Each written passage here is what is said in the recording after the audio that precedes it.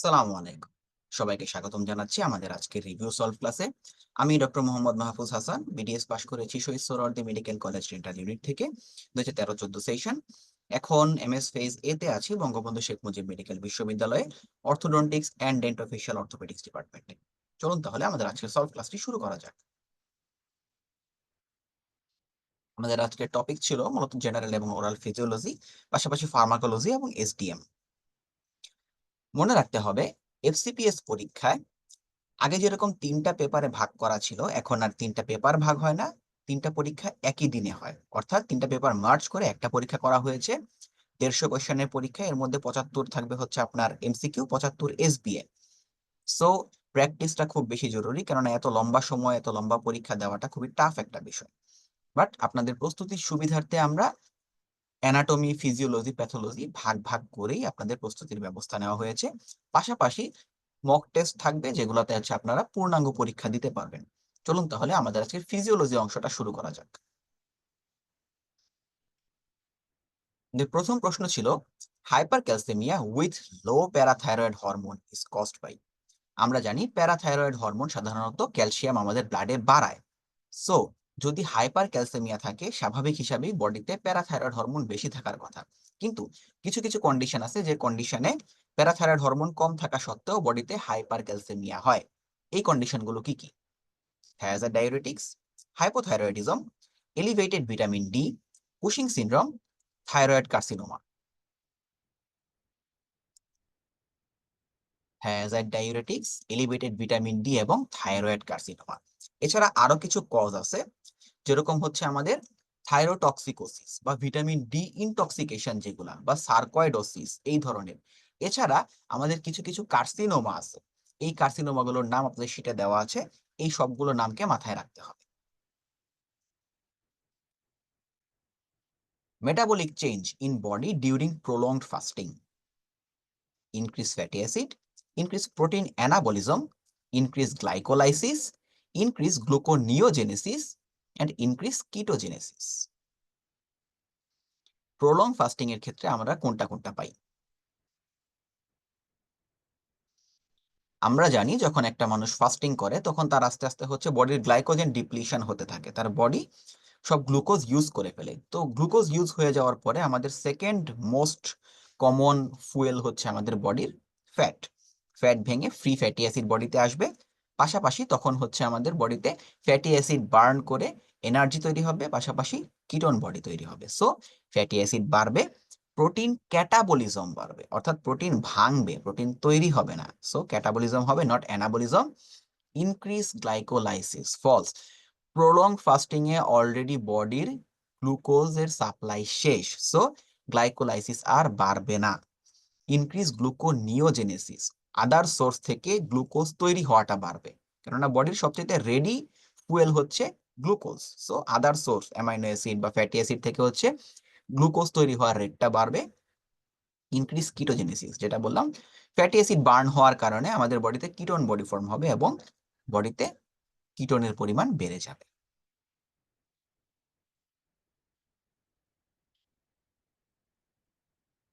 Hormones essential for calcium metabolism are. Calcium মেটাবলিজমের জন্য essential hormone কে কে? Growth hormone, calcitonin, parathormone, cortisol, oestrogen. আমরা জানি আমাদের বডিতে 3টা হরমোন আছে যারা ক্যালসিয়াম মেটাবলিজমের জন্য ইসেনশিয়াল বা বডির ক্যালসিয়াম হোমিওস্টেসিস মেইনটেইন করে। কি কি? প্যারাথরমোন, ভিটামিন ডি এবং ক্যালসিটোনিন। বাকি আরো কিছু হরমোন আছে যারা হচ্ছে ক্যালসিয়াম মেটাবলিজমে তাদের রোল আছে, যেরকম growth hormone, insulin, thyroid hormone, cortisol. এই ধরনের কিছু হরমোন আছে যাদের হচ্ছে রোল আছে, কিন্তু এরা ইসেনশিয়াল না। মনে রাখবেন, পরীক্ষায় যখনই ইসেনশিয়াল বা ক্যালসিয়াম হোমিওস্টেসিস এই কথাগুলো থাকবে, তখন শুধুমাত্র 3টা হরমোন ট্রু হবে: প্যারাথরমোন, ভিটামিন ডি এবং ক্যালসিটোনিন।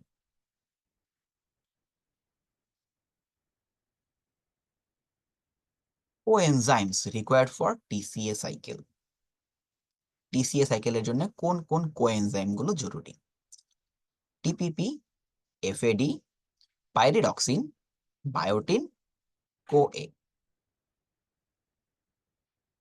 টিসিএ সাইকেলের জন্য টিপিপি, এফএডি এবং কোএ এই তিনটা হচ্ছে জরুরি।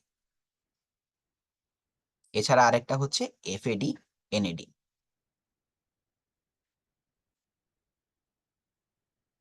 Chronic complications of diabetes mellitus: transient ischemic attack, non-ketotic hyperosmolar diabetic coma, myocardial infarction, diabetic ketoacidosis, postural hypotension।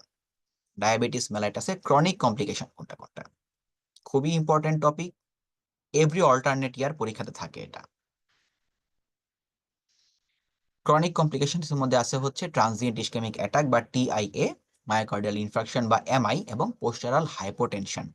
বাকি ডায়াবেটিক কিটোঅ্যাসিডোসিস এবং non ketotic hyperosmolar diabetic coma, এগুলাও ডায়াবেটিসের কমপ্লিকেশন, বাট এগুলো acute complication, not chronic.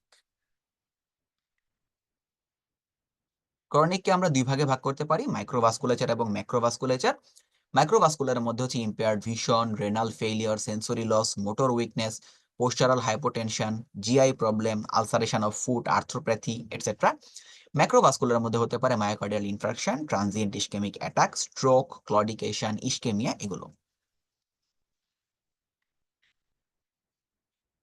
Characteristics of pharyngeal phase of swallowing: voluntary, duration is 1 second, respiration stops, vagus nerve mainly carry the impulses to the center, involuntary। Pharyngeal phase of swallowing এর ক্ষেত্রে কোনটা কোনটা true? আমরা জানি আমাদের pharyngeal ফেজটা হচ্ছে involuntary. Oral ফেজের পরে যখন ফ্যারিঞ্জিয়াল ইসোফেজিয়াল ফেজে চলে যায় পুরোটাই ইনভলান্টারি হয়ে যায়। এর ডিউরেশন হচ্ছে 0.1 সেকেন্ড, নট 1 সেকেন্ড। এই সময়টা রেসপিরেশন স্টপ থাকে, কেননা তখন এপিগ্লটিসটা হচ্ছে আমাদের ল্যারিংসের উপরে গিয়ে হচ্ছে ওটাকে ঢেকে রাখে, যাতে আমাদের ফুড পার্টিকেল বা ফুড বোলাসটা ট্রাকিয়া, ল্যারিংস হয়ে ট্রাকিয়া হয়ে লাংসে চলে না যায়, অর্থাৎ খাবার যাতে অ্যাসপিরেশন না হয়ে যায়। এটা প্রিভেন্ট করার জন্য এপিগ্লটিসটা ল্যারিংসকে কভার করে রাখে। সো তখন খাবার ফ্যারিংস হয়ে ইসোফেগাস হয়ে স্টোমাকে যাবে। এই জন্য এই সময়টা, এই 0.1 সেকেন্ডের জন্য রেসপিরেশনটা স্টপ থাকে। নর্মালি আমরা যেহেতু জানি ফ্যারিংস হচ্ছে একদম আমাদের পোস্টেরিয়র 1/3 এর দিকে আছে, ফ্যারিঞ্জিয়াল ফেসটা হচ্ছে আমাদের গ্লসোফেরিঞ্জিয়াল নার্ভ হচ্ছে ক্যারি করে। এছাড়া এটা involuntary. Adverse effects of isoniazid: ototoxicity, hepatotoxicity, rash, arthralgia, peripheral neuropathy. Isoniazid একটি অ্যান্টি টিউবারকুলার ড্রাগ, এর কিছু কমন সাইড ইফেক্ট থাকে। অ্যান্টি টিউবারকুলার ড্রাগ যতগুলো আছে সবগুলারই মোরলেস কিছু না কিছু সাইড ইফেক্ট থাকে। আইসোনায়াজাইডের কমন সাইড ইফেক্ট কি? হেপাটোটক্সিসিটি করবে, র্যাশ করতে পারে এবং পেরিফেরাল নিউরোপ্যাথি করতে পারে। আইসোনায়াজাইডের কিছু মেজর, কিছু মাইনর অ্যাডভার্স ইফেক্ট আছে। মেজরের মধ্যে হচ্ছে peripheral neuropathy, hepatitis or hepatotoxicity এবং র্যাশ। মাইনরের মধ্যে হচ্ছে লুপয়েড রিঅ্যাকশন, সেইজার, সাইকোসিস, অপটিক নিউরাইটিস এবং হাইপার সেন্সিটিভিটি। যদি মাইনরগুলো মনে নাও থাকে, অ্যাটলিস্ট মেজরগুলো মনে রাখা উচিত। Direct chemical stimuli of pain: prostaglandin, bradykinin, serotonin, substance P, potassium. পেইনের ডিরেক্ট কেমিক্যাল স্টিমুলাইকে, অর্থাৎ কারা সরাসরি পেইনকে ইনিশিয়েট করতে পারে: ব্র্যাডিকাইনিন, সেরোটোনিন এবং পটাশিয়াম আয়ন। প্রোস্টাগ্ল্যান্ডিন এবং সাবস্টেন্স পি হচ্ছে ইনডিরেক্ট, অর্থাৎ এরা আমাদের পেইন থ্রেশহোল্ডকে কমায় দেয়, যার ফলে অল্পতেই আমরা ব্যথা অনুভব করি, কিন্তু এরা ডিরেক্ট কেমিক্যাল স্টিমুলাই না। ডিরেক্টের মধ্যে আছে আমাদের acetylcholine, serotonin, histamine, bradykinin, lactic acid, potassium, proteolytic enzyme etcetera. ইনডিরেক্টের মধ্যে আছে প্রোস্টাগ্ল্যান্ডিন এবং substance P. Inspiratory muscles during quiet breathing: external intercostal, internal intercostal, diaphragm, sternocleidomastoid, scaleni. Normal quiet breathing এ ইন্সপিরেশনের সময় কোন কোন মাসল ইউজ হয়? এক্সটার্নাল ইন্টারকোস্টাল এবং ডায়াফ্রাম।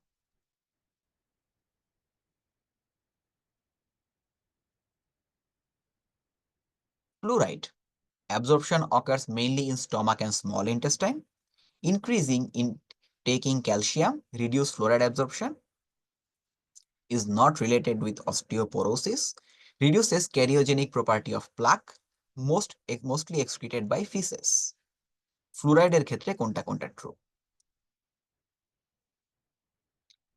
অ্যাবজর্পশন মোস্টলি স্টমাক এবং স্মল ইন্টেস্টাইনে হয়। ক্যালসিয়াম জাতীয় খাবার বা ক্যালসিয়াম সরাসরি ফ্লুরাইডের অ্যাবজর্পশনটাকে প্রিভেন্ট করে। এজন্য কারো বাসায় যদি বাচ্চা হচ্ছে ফ্লুরাইড কন্টেনিং টুথপেস্ট বেশি খেয়ে ফেলে বা কারো ফ্লুরাইডের কোনো ইনজেকশন বেশি হয়, সেই ক্ষেত্রে উচিত হচ্ছে সম্ভব হলে ক্যালসিয়াম গ্লুকোনের ইনজেকশন দেওয়া, অথবা হোম রেমেডি হিসেবে অ্যাটলিস্ট দুধ খাওয়ায় দেওয়া। দুধে ক্যালসিয়াম থাকে যেটা ফ্লুরাইডের অ্যাবজর্পশনটাকে কিছুটা হলেও প্রিভেন্ট করবে। ফ্লুরাইড অস্টিওপোরোসিসের সাথে ডিরেক্টলি রিলেটেড। এরা প্লাকের কেরিওজেনিক প্রপার্টি কমায় এবং এক্সক্রিশন হয় হচ্ছে মোস্টলি ইউরিন দিয়ে। Instrument sterilised by autoclaving. আমরা কোন কোন নিচের গুলা অটোক্লেভ করে স্টেরিলাইজ করতে পারি? Diamond burs, mouth mirror, needles, broach, GP point. আমাদের ডে টু ডে প্র্যাকটিসে কোনটা কোনটা আমরা অটোক্লেভ করি? ডায়মন্ড বার করতে পারি, মাউথ মিরর করতে পারি এবং ব্রোচেস করতে পারি। নিডলস আমরা ডিসপোজেবল ব্যবহার করি, যেটা কিনা হচ্ছে ইথিলিন অক্সাইড গ্যাস বা গামা রেডিয়েশন দিয়ে হচ্ছে ওরা কোম্পানি থেকেই স্টেরিলাইজ করা থাকে। জিপি পয়েন্ট অটোক্লেভ করা যায় না, করলে এটা গলে যাওয়ার টেন্ডেন্সি থাকে। সো জিপি পয়েন্ট আমরা কিভাবে স্টেরিলাইজ করি? জিপি পয়েন্টগুলোকে আমরা 5.2% সোডিয়াম হাইপোক্লোরাইড সলিউশনে 1 মিনিট ডুবিয়ে রাখি। তারপর সেটাকে তুলে আমরা হাইড্রোজেন পারঅক্সাইড দিয়ে ওয়াশ করি, তারপর আবার নর্মাল স্যালাইন দিয়ে ওয়াশ করে ফেলি।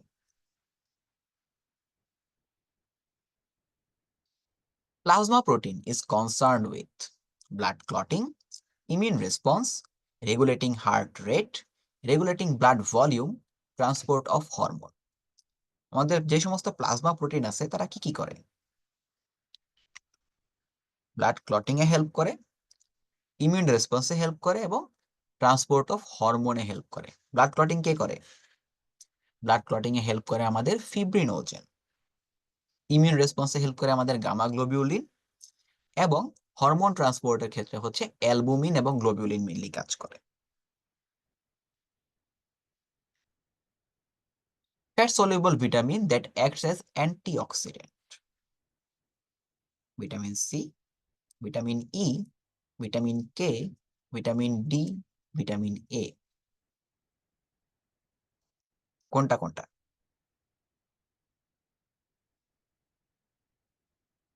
আমরা জানি অ্যান্টিঅক্সিডেন্ট হিসেবে ভিটামিন এ, সি, ই এই তিনটা কাজ করে, কিন্তু প্রশ্নে আরেকটা কথাও ছিল ফ্যাট সলিউবল। আমরা জানি vitamin C water soluble, not fat soluble. Fat সলিউবলের মধ্যে আছে আমাদের ভিটামিন এ এবং ভিটামিন ই। প্রশ্ন ভালো করে খেয়াল করতে হবে। Very high ESR are found in pregnancy, multiple myeloma, tuberculosis, rheumatoid arthritis, aplastic anaemia.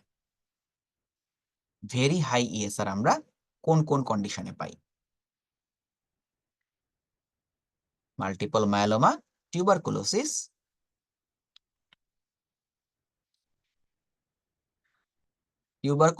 Rheumatic fever, multiple myeloma, এই কন্ডিশনগুলোতে হচ্ছে আমরা very high rise of ESR পাবো।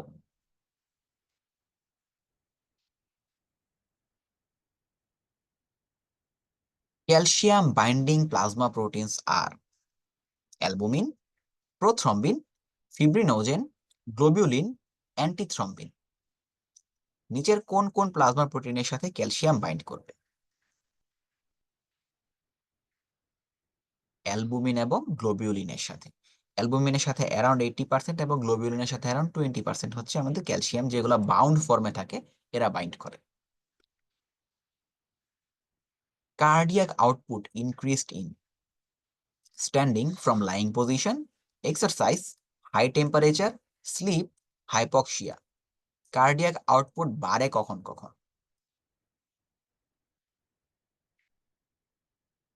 এক্সারসাইজ, হাই টেম্পারেচার এবং হাইপক্সিয়া। লাইং থেকে স্ট্যান্ডিং পজিশনে গেলে কার্ডিয়াক আউটপুট কমে। আর স্লিপের সময় কার্ডিয়াক আউটপুটের কোনো চেঞ্জ হয় না। নো চেঞ্জ হচ্ছে sleep, moderate change in environment temperature, এগুলা। কার্ডিয়াক আউটপুট কমে হচ্ছে sitting or standing from lying position, ছাড়া র্যাপিড অ্যারিথমিয়া এবং হার্ট ডিজিজ, এই কন্ডিশনগুলোতে কার্ডিয়াক আউটপুট কমে যায়। থার্মোসেটিং ইলাস্টিক ইমপ্রেশন ম্যাটেরিয়ালস আর zinc oxide paste, alginate, agar agar, impression compound, silicon. এখানে দুইটা কথা আছে, এক হচ্ছে থার্মোসেটিং আর একটা হচ্ছে ইলাস্টিক। সহজ কথায় বললে যে সমস্ত ম্যাটেরিয়াল কেমিক্যাল রিঅ্যাকশনের মাধ্যমে সেট হয়ে যায় এদেরকে আমরা বলি থার্মোসেটিং, কেননা কেমিক্যাল রিঅ্যাকশনের সময় একটা হিট প্রোডাকশন হয়। কিছু আছে থার্মোপ্লাস্টিক, অর্থাৎ এদেরকে আমরা যদি গরম করি বা হিট দেই এরা নরম হয়, তখন তখন আমরা ইমপ্রেশন নিতে পারি, আবার ঠান্ডা হলে এটা সেট হয়ে যায়, এদেরকে আমরা বলি থার্মোপ্লাস্টিক। সো নিচের কোনটা কোনটা? থার্মোসেটিং এবং ইলাস্টিক।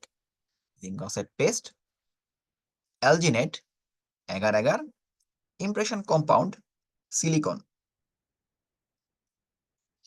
আমরা জানি জিঙ্ক অক্সাইড পেস্ট হচ্ছে থার্মোসেটিং, বাট এটা রিজিড, নট ইলাস্টিক। অ্যালজিনেট একটা থার্মোসেটিং ইলাস্টিক।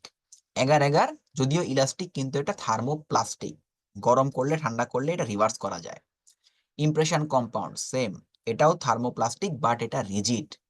আর সিলিকন এটা থার্মোসেটিং এবং ইলাস্টিক।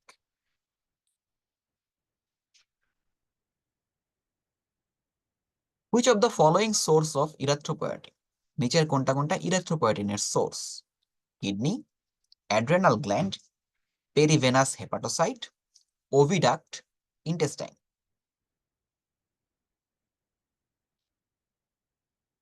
কিডনি, পেরিভেনাস হেপাটোসাইট এবং ওভিডাক্ট। মনে রাখবেন আমাদের অ্যাডাল্টের অ্যাবাউট 85% ইরিথ্রোপয়েটিন আসে হচ্ছে কিডনি থেকে এবং 15% আসে হচ্ছে লিভার থেকে। ঠিক আছে, এছাড়া আরো কিছু কিছু অর্গান আছে যেরকম হচ্ছে ওভিডাক্ট, ইউটেরাস, এগুলো থেকে আমরা হচ্ছে কিডনি প্রোডাকশন হয়। দুইটা জায়গা আছে এরকম যেখান থেকে কিডনি সিনথেসিস হয় না কিন্তু এক্সট্রাকশন করা যায়, অর্থাৎ এখানে ইরিথ্রোপয়েটিন জমা থাকে, সেখান থেকে আমরা চাইলে এক্সট্রাক্ট করতে পারি। একটা হচ্ছে স্প্লিন আর একটা হচ্ছে স্যালাইভারি গ্ল্যান্ড। সো পরীক্ষায় যদি সোর্স অফ ইরিথ্রোপয়েটিন আসে সেই ক্ষেত্রে কিডনি, লিভার, তারপর হচ্ছে আপনার ওভিডাক্ট, ইউটেরাস, এগুলার সাথে সাথে স্প্লিন এবং স্যালাইভারি গ্ল্যান্ড এগুলাও ট্রু হবে যদি সোর্স বলে। কিন্তু যদি বলে সাইট অফ সিনথেসিস বা সিনথেসাইজড ফ্রম বা প্রডিউসড ফ্রম, সেই ক্ষেত্রে স্প্লিন এবং স্যালাইভারি গ্ল্যান্ড ফলস হবে, এগুলা ট্রু হবে না, কেননা এখানে তৈরি হয় না, এখান থেকে শুধু এক্সট্রাক্ট করা যায়। Protein synthesized by the liver: CRP, gamma globulin, antithrombin 3, beta macroglobulin, transthyretin. নিচের কোন কোন প্রোটিন লিভারে তৈরি হয়? সিআরপি, অ্যান্টিথ্রম্বিন 3 এবং ট্রান্সথাইরেটিন। গামা গ্লোবিউলিন এবং বিটা টু মাইক্রোগ্লোবিউলিন এরা সব তৈরি হয় হচ্ছে আমাদের প্লাজমা সেলে। লিভারে তৈরি হয় alpha two macroglobulin. ECG changes in a patient of hypokalaemia: হাইপোক্যালেমিয়ার পেশেন্টে আমরা ইসিজি কি ধরনের চেঞ্জ পাবো?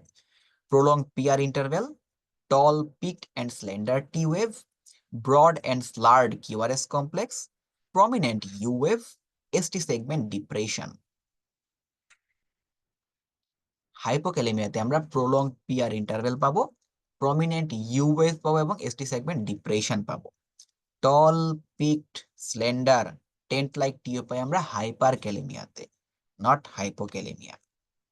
ইসিজি চেঞ্জেস গুলো আমাদের জন্য খুবই important, specially hypokalaemia, hyperkalaemia, hypocalcaemia, hypercalcaemia, এই চারটা ইসিজি থেকে ডেন্টালে খুব বেশি ডিপে আসে না, আসলে শুধু ইসিজি চেঞ্জেস গুলাই আসে।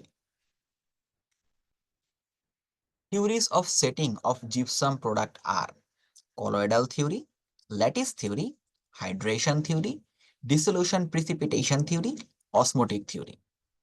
জিপসাম প্রোডাক্টের সেটিং এর যে থিওরি গুলো আছে এর মধ্যে কোনটা কোনটা true? Colloidal theory, hydration theory এবং dissolution precipitation theory.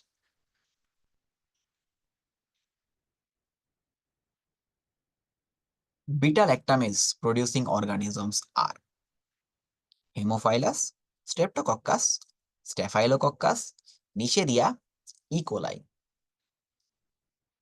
পেনিসিলিনের beta lactam রিংকে ধ্বংস করার জন্য যে এনজাইম দায়ী সেটা হচ্ছে বিটা ল্যাকটামেজ। এই বিটা ল্যাকটামেজ যে সমস্ত ব্যাকটেরিয়া থাকে তাদের ক্ষেত্রে প্লেন পেনিসিলিন কাজ করে না, সেই ক্ষেত্রে তখন সাথে ক্ল্যাভুলানিক অ্যাসিড অ্যাড করতে হয়। সো নিচের কোন কোন ব্যাকটেরিয়া এই বিটা ল্যাকটামেজ এনজাইম প্রডিউস করতে পারে?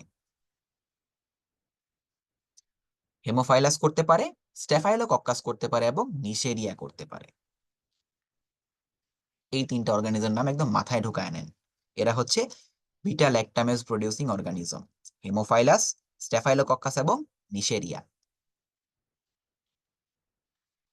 Hormones that increase hydroxylation of vitamin D. Vitamin D এর হাইড্রোক্সিলেশন বাড়ায় কে?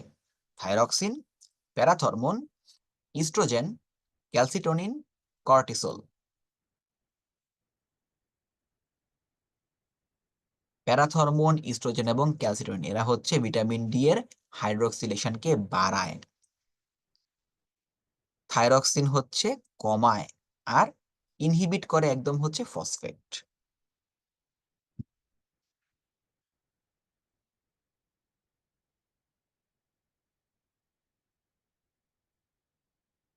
In cystic fibrosis, salivary secretion is decreased from. Cystic fibrosis এই ডিজিজটাতে স্যালাইভারি সিক্রেশন কমে যায় কোন কোন গ্ল্যান্ড থেকে? Parotid gland, submandibular gland, sublingual gland, glands of von Ebner, labial minor salivary gland. Cystic ফাইব্রোসিসে parotid gland বাদে বাকি যত গ্ল্যান্ড আছে সবগুলো থেকে হচ্ছে স্যালাইভারি সিক্রেশন কমে যাবে।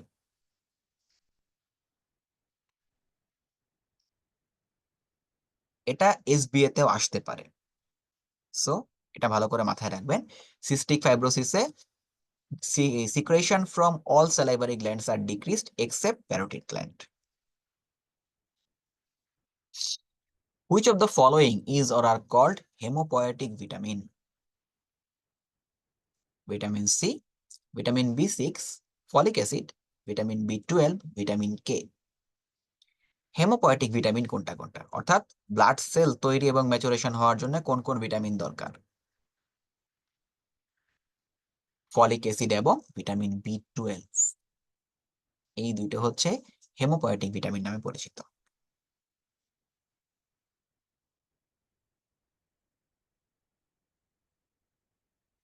এবার আসবো আমরা এসবিএ তে। এসবিএ এর ক্ষেত্রে আপনাদেরকে মাথায় রাখতে হবে একটা ট্রু বাকিগুলো ফলস এরকম নাও থাকতে পারে। ম্যাক্সিমাম ক্ষেত্রে মাল্টিপল ট্রু আনসার থাকতে পারে, অথবা খুব কাছাকাছি অ্যান্সার বা এরকম থাকতে পারে সবগুলাই ট্রু, তার মধ্যে থেকে আপনাকে বেস্ট অ্যান্সারটা বের করতে হবে। সো এসবিএ এর ক্ষেত্রে প্র্যাকটিসের কোনো বিকল্প নাই, প্রচুর প্রচুর প্র্যাকটিস করতে হবে SBA. The maximum amount of carbon dioxide transported in blood as dissolved carbon dioxide, bicarbonate ion, carbonic acid, carbamino haemoglobin, carboxy haemoglobin. ব্লাডে যে কার্বন ডাইঅক্সাইড ট্রান্সপোর্ট হয় তা সবচেয়ে বেশি কোন ফর্মে হয়? বাইকার্বনেট ফর্মে। কত পার্সেন্ট? অ্যারাউন্ড 70%। এছাড়া কার্বক্সি হিমোগ্লোবিন ফর্মে হচ্ছে 23% এবং কার্বন ডাইঅক্সাইড ফর্মে হচ্ছে আমাদের 7%। এই কোনায় দেখেন আপনাদের দেওয়া আছে।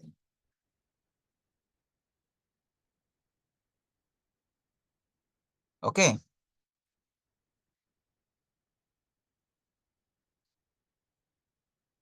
completely reabsorbed substance from renal tubule: bicarbonate, amino acid, sodium, potassium, water. নিচের কোনটা রেনাল টিবিউল থেকে টোটালি রিঅ্যাবজর্ব হয়? Amino acid. বাকি সবগুলো হচ্ছে পার্শিয়াল রিঅ্যাবজর্পশন হয়। তাহলে কোনটা কোনটা কমপ্লিটলি রিঅ্যাবজর্ব হয় এটা মনে রাখতে হবে। Glucose, protein, amino acid, aceto acetate এবং ভিটামিনস, এগুলো কমপ্লিটলি রিঅ্যাবজর্ব হয়।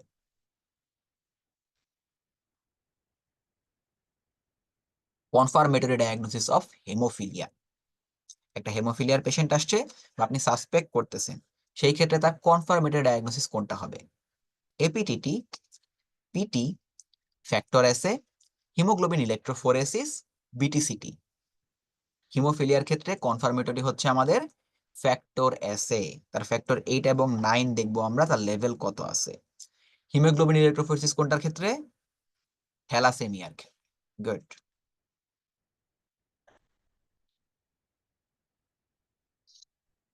Material of choice for peripheral tracing of a complete denture. Peripheral tracing বা এটার আরেকটা নাম কি? Border moulding. বর্ডার মোল্ডিং বা পেরিফেরাল ট্রেসিং এর জন্য আমাদের ম্যাটেরিয়াল অফ চয়েস কোনটা কোনটা? Impression compound, green stick compound, addition silicone, zinc oxide paste, পলিইথার।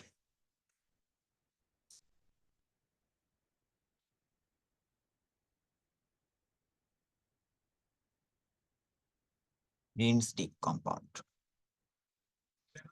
যখন হচ্ছে আপনাদের এটা বলা থাকবে না যে হচ্ছে এটা কি সিঙ্গেল স্টেপ না মাল্টি স্টেপ, ওভারঅল ক্ষেত্রে আমরা সাধারণত গ্রিন স্টিক কম্পাউন্ড দিয়ে হচ্ছে আমরা পেরিফেরাল ট্রেসিং বা বর্ডার মোল্ডিং করে থাকি ডে টু ডে প্র্যাকটিসে। যদি মাল্টি স্টেপ বলা হয় তাহলে অবশ্যই গ্রিন স্টিক কম্পাউন্ড, যদি সিঙ্গেল স্টেপ বা সাইমালটেনিয়াস বলা হয় সেই ক্ষেত্রে অ্যান্সার হবে অ্যাডিশন সিলিকন বা পলিইথার যেটা।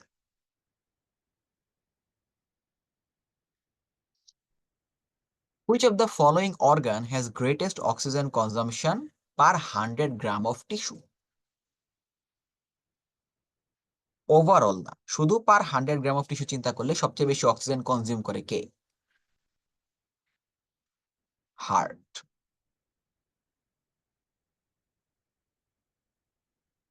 রাইট, 9.7। টেস্ট বার্ডলেস সাইট, অর্থাৎ এখানকার কোন জায়গায় টেস্ট বার্ড থাকে না? Dorsal surface of tongue, oesophagus, soft palate, epiglottis, ventral surface of tongue. Ventral surface of tongue এবং ফ্লোর অফ দ্য মাউথে কোনো ধরনের টেস্ট বার্ড থাকে না। অবাক করা হলেও সত্য, এপিগ্লটিস এবং ইসোফেগাসেও কিছু কিছু টেস্ট বার্ড থাকে।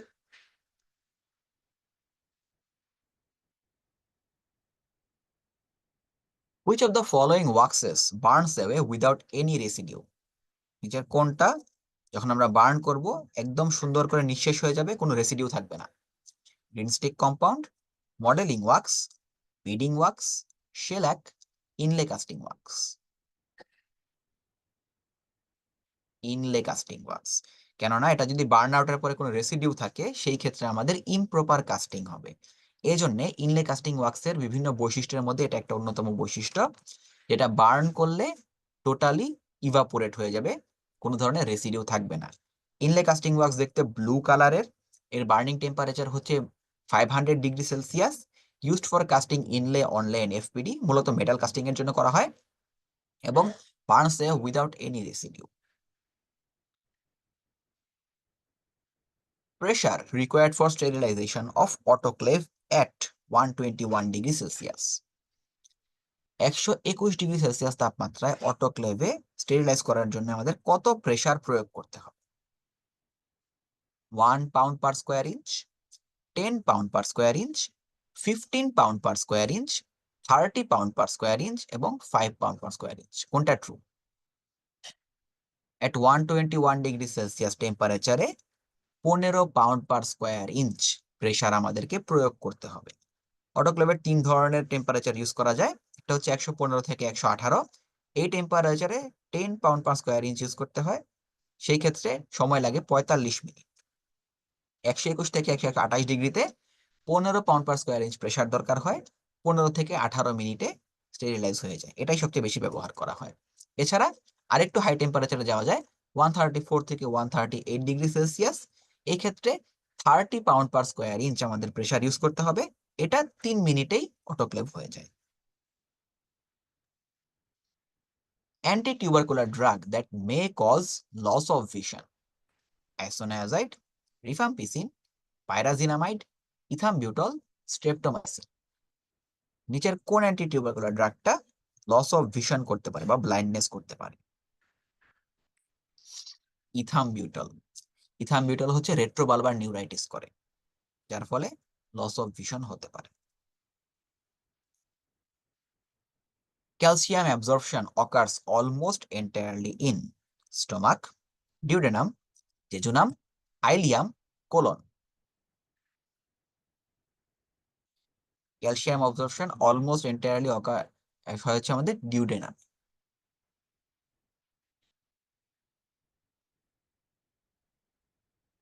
Hormone that inhibits bone formation: calcitonin, parathormone, IGF-1, cortisol, prostaglandin E2।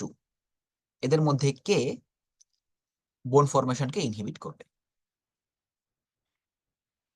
Cortisol. কেননা কর্টিসল অস্টিওব্লাস্টকে ইনহিবিট করে, আর অস্টিওব্লাস্ট হচ্ছে আমাদের main bone forming cell. So osteoblast inhibit হলে আমাদের বোন ফরমেশনও ইনহিবিট হবে।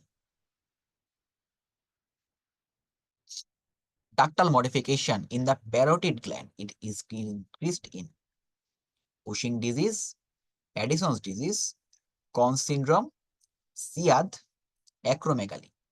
নিচের কোন কন্ডিশনে প্যারোটিড গ্ল্যান্ডে ডাক্টাল মডিফিকেশন অফ স্যালাইভা অর্থাৎ সোডিয়াম এবং ক্লোরাইড অ্যাবজর্পশন বেড়ে যাবে? কনস সিনড্রোম বা প্রাইমারি হাইপার অ্যালডোস্টেরনিজম। আমরা জানি অ্যালডোস্টেরন আমাদের বডিতে সোডিয়াম, ওয়াটার এবং ক্লোরাইড রিঅ্যাবজর্পশনে কাজ করে। সো আমাদের বডিতে যখন সার্কুলেটিং অ্যালডোস্টেরনের পরিমাণ বেড়ে যাবে, তখন আমাদের বডির যত সোর্স আছে সবগুলো সোর্স থেকে সোডিয়ামের অ্যাবজর্পশন বেড়ে যাবে।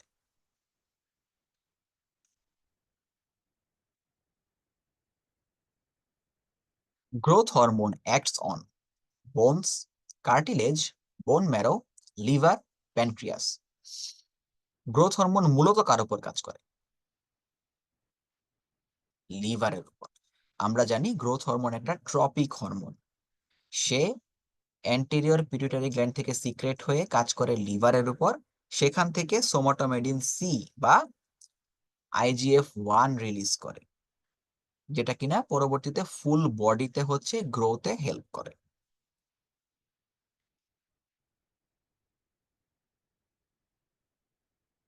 Which of the following metabolic abnormality may cause nephrogenic diabetes insipidus?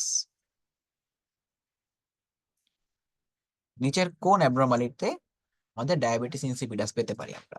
Hyperkalaemia, hypokalaemia, hypocalcaemia, metabolic acidosis, respiratory acidosis. Hypokalaemia আমাদের হচ্ছে ডায়াবেটিক ইনসিপিডাস করতে পারে। হাইপোক্যালেমিয়া এবং হাইপারক্যালসেমিয়া এই দুইটা কন্ডিশনে হচ্ছে আমাদের ডায়াবেটিস ইনসিপিডাসের মেটাবলিক কজ। এছাড়া যে কোনো অ্যাসিডোসিসে মনে রাখবেন, যে কোনো অ্যাসিডোসিসে হাইপারক্যালেমিয়া হয়। In Brown-Sequard syndrome, there is extensive sensory loss due to damage of. Brown-Sequard syndrome যে এক্সটেন্সিভ সেন্সরি লস হয়, কোন ট্র্যাক্টে ড্যামেজের জন্য হয়? Anterior spinothalamic tract, lateral spinothalamic tract, tract of Goll, pyramidal tract, extra pyramidal tract. Brown Sequard সিনড্রোমে damage হয় আমাদের ট্র্যাক্ট অফ গল এবং ট্র্যাক্ট অফ বার্ডাক। এগুলো ড্যামেজের কারণে হচ্ছে সেন্সরি লস হয়, কিছুটা মোটর লস হয়। Which of the following cells in kidney senses the concentration of sodium? কিডনিতে কোন সেল সোডিয়ামের কনসেন্ট্রেশনটাকে সেন্স করতে পারে, যেটা আসলে বোঝা যায় যে আমাদের বডিতে কমে গেছে? পোডোসাইট, মেসেঞ্জিয়াল সেল, গ্র্যানিউলার সেল, ম্যাকিউলা ডেন্সা, জাক্সটাগ্লোমেরুলার সেল। ম্যাকিউলা ডেন্সা। এই ম্যাকিউলা ডেন্সা আমাদের বডির সোডিয়াম কনসেন্ট্রেশন সেন্স করতে পারে, যার ফলে পরবর্তীতে বিভিন্ন হরমোন রিলিজ হয় বা মেকানিজম চেঞ্জ হয়, যাতে আমাদের ব্লাড প্রেশারটা এবং ইসিএফ এর ভলিউমটা মেনটেন হইতে পারে। FEV1 is more sensitive index in diagnosis of pulmonary fibrosis, bronchiectasis, sarcoidosis, bronchial asthma, diffuse parenchymal lung disease. FEV1 কার কার ক্ষেত্রে মোর সেন্সিটিভ বা কোনটা ডায়াগনোসিসে বেশি হেল্পফুল? ব্রঙ্কিয়াল এজমা, কেননা আমরা জানি FEV1 is more sensitive index in diagnosis of obstructive lung disease than restrictive lung disease. যতগুলো option ছিল তার মধ্যে শুধুমাত্র ব্রঙ্কিয়াল এজমা ছিল আমাদের হচ্ছে অবস্ট্রাকটিভ, বাকি সবই ছিল রেস্ট্রিকটিভ এর উদাহরণ। Effect of parasympathetic stimulation on heart: positive chronotropic effect, positive inotropic effect, refractory period remains unchanged, prolongation of refractory period, increase AV conduction velocity। হার্টে প্যারাসিম্প্যাথেটিক স্টিমুলেশন হলে কোনটা পাবো আমরা? Prolongation of refractory period. Chronotropic effect মানে হচ্ছে heart rate বেড়ে যাওয়া। Heart rate বেড়ে যায় সিম্প্যাথেটিকের কারণে, প্যারাসিম্প্যাথেটিক কারণে হার্ট রেট কমে। তেমনি ইনোট্রপিক বা ফোর্স অফ কন্ট্রাকশন প্যারাসিম্প্যাথেটিকে বাড়ে, সিম্প্যাথেটিকে বাড়ে, প্যারাসিম্প্যাথেটিকে কমে। Refractory period remains unchanged in sympathetic stimulation, প্যারাসিম্প্যাথেটিকে রিফ্র্যাক্টরি পিরিয়ড প্রোলংগেশন হয়। এভি কন্ডাকশন ভেলোসিটি এটাও সিম্প্যাথেটিকে বাড়ে, প্যারাসিম্প্যাথেটিকে কমে।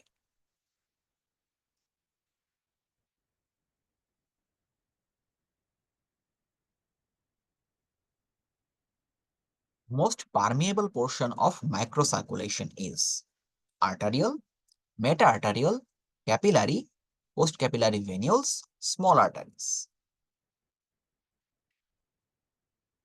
পোস্ট ক্যাপিলারি ভ্যানিউলস, আমরা জানি মাইক্রোসার্কুলেশন চারটা জিনিস নিয়ে তৈরি হয়: আর্টারিয়ল, মেটা আর্টারিয়ল, ক্যাপিলারি এবং পোস্ট ক্যাপিলারি ভ্যানিউলস। এর মধ্যে সবচেয়ে বেশি পারমিয়েবল অংশ হচ্ছে পোস্ট ক্যাপিলারি ভ্যানিউলস।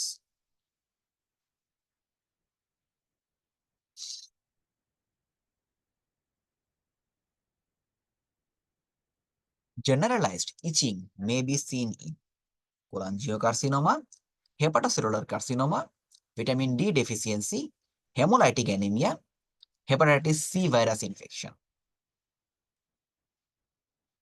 প্রথম কথা, জেনারেলাইজড ইচিং আমরা কোন কন্ডিশনে পাই? অবস্ট্রাকটিভ জন্ডিসে। সো নিচের কোন কন্ডিশনটা অবস্ট্রাকটিভ জন্ডিস তৈরি করতে পারে? কোলানজিওকার্সিনোমা। এর ফলে বাইল ড্রাগটা হচ্ছে অবস্ট্রাক্ট হবে, বাইল আসতে পারবে না এবং আমাদের বডিতে অবস্ট্রাকটিভ জন্ডিস ফর্ম করবে এবং জেনারেলাইজ ইচিং তৈরি হবে। হেপাটোসেলুলার কার্সিনোমা তৈরি করে হচ্ছে আমাদের হেপাটোসেলুলার জন্ডিস, ভিটামিন ডি জন্ডিসের সাথে রিলেটেড না। হেমোলাইটিক অ্যানিমিয়া করে হচ্ছে হেমোলাইটিক বা আমাদের হেমোলাইটিক জন্ডিস করতে পারে। আর এই সিভি ইনফেকশন এটাও আমাদের লিভার সিরোসিস করলে যার ফলে হেপাটোসেলুলার জন্ডিস হয়।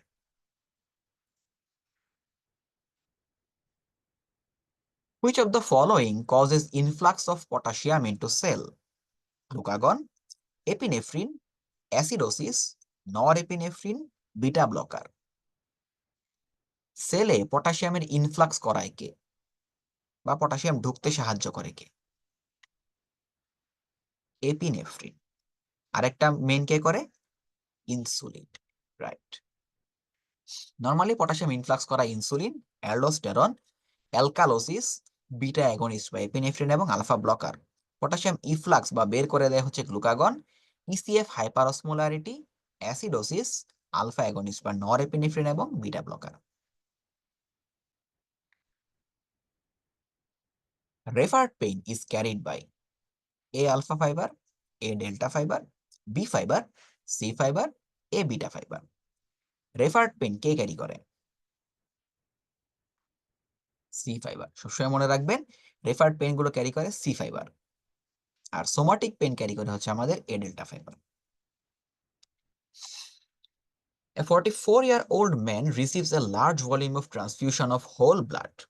The whole blood is 2 weeks old. Which of the following best describes its handling of oxygen?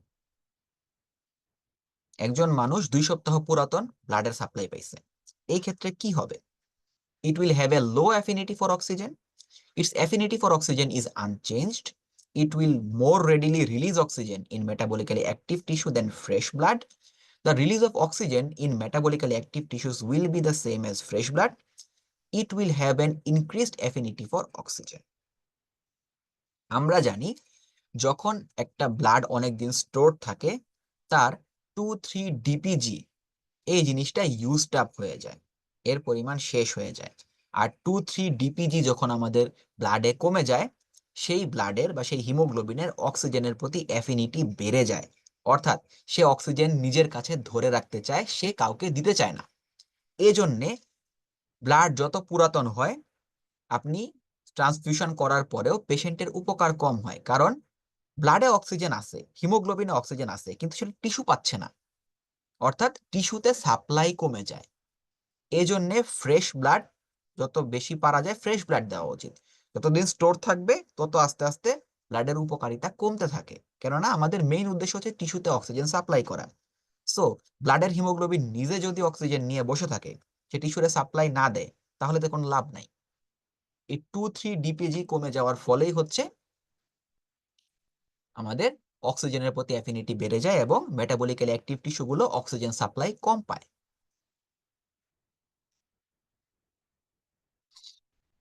A 25-year-old male patient came to you with the complaints of polyuria and polydipsia. His laboratory report shows plasma osmolarity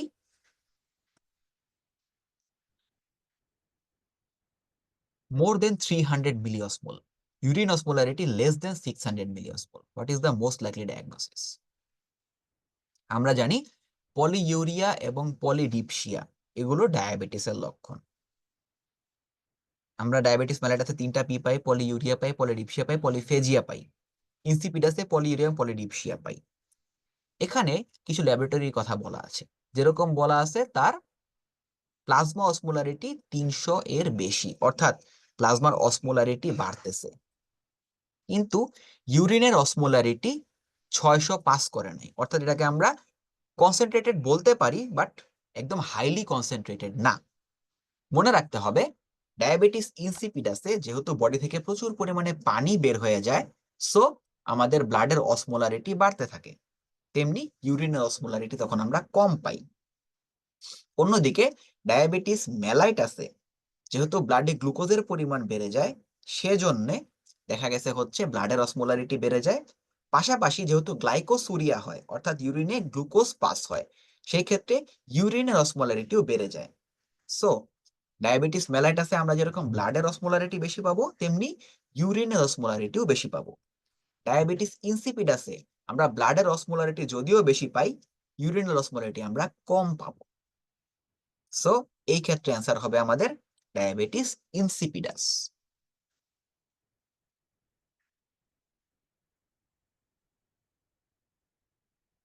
After voluntary initiation of mastication, the process is continued under the control of a center rhythm generator in the primary gustatory cortex, pons, medulla oblongata, spinal cord, corpus callosum. আমাদের যে chewing এর বা মাস্টিকেশনের যে voluntary rhythm, এইটা কোথায় অবস্থিত? এর যে রিদম জেনারেটর, পন্সে অবস্থিত। After voluntary initiation of mastication, the process is continued under the control of a central rhythm generator in the pons.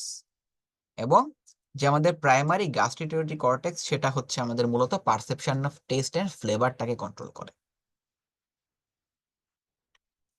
সবাইকে অনেক ধন্যবাদ এতক্ষণ ধৈর্য ধরে ক্লাস করার জন্য।